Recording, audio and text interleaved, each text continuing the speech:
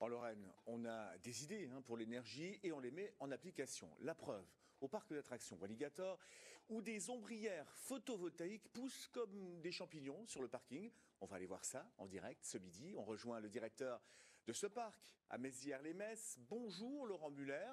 Vous allez donc produire de l'électricité. Et de l'électricité verte, en effet.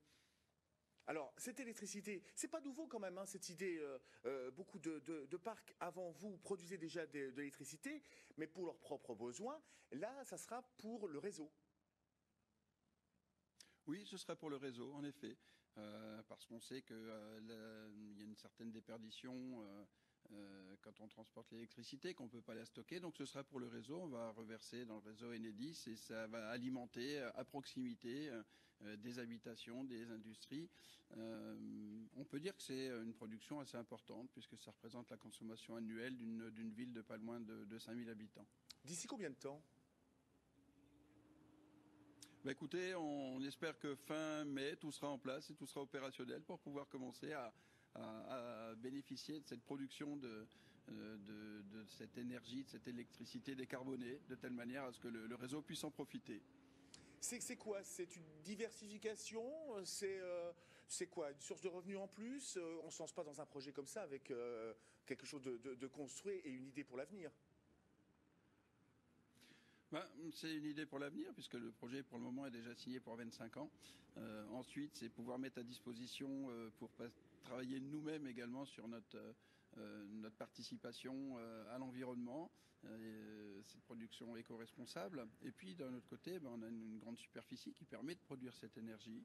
D'autre part, ça nous permet également, en recouvrant notre parking d'ombrières, d'améliorer l'expertise visiteur, l'expérience plutôt visiteur, parce qu'ils vont pouvoir se garer à l'abri du soleil, de la pluie, du vent, et c'est toujours un plus pour nos visiteurs, en effet.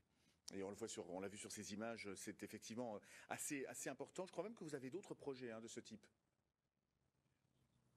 Oui, alors on a des projets qui sont à l'étude. Ce sont des projets qui prennent un petit peu de temps parce qu'il faut obtenir toutes les autorisations, il faut faire une étude faune-flore, il faut aller faire des sondages. Il y a des travaux qui sont faits par les bureaux d'études aussi.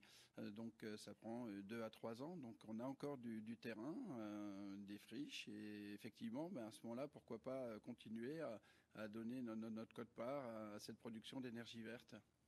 Et puis rapidement, on sort de ce domaine photovoltaïque, mais la saison débutera pour vous le 15 avril prochain. La campagne de recrutement va démarrer. Vous avez besoin de quel type de personnel ? Oui, la campagne va démarrer cette semaine. On recherche des saisonniers en employés polyvalents de restauration. À l'heure actuelle et très rapidement, nous cherchons 2 peintres, un menuisier, nous cherchons des opérateurs d'attraction, des personnes qui vont s'occuper de la voirie pour que le parc soit toujours propre pour les visiteurs, des sanitaires, de l'animation, parce qu'il faut en plus, et puis ça nous fait plaisir animer nos allées. Et on va suivre cette campagne de recrutement. Merci à vous, Laurent Muller, de nous avoir parlé de ce parc photovoltaïque qui prend forme à Walligator. Merci à vous et puis merci à Sylviane Apev et à Damien Louvet qui ont permis ce duplex avec vous.